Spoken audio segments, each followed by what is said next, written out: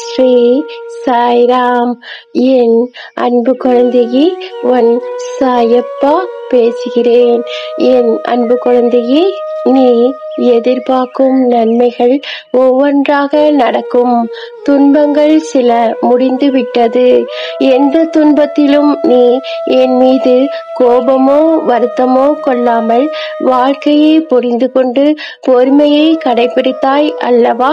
அதற்கான பலன் கிடைக்கும். என் அன்பு தங்கமே, உனக்குள் வரும் எதிர்மறை சிந்தனைக்கு இடம் கொடுக்காதே. அதை மட்டும் எப்போதும் நீ செய்தால் போதும். உனக்கான புதிய சூழ்நிலை ஆரம்பிக்க போகின்றன. பல நன்மைகள் நடக்கும் நேரம் இது.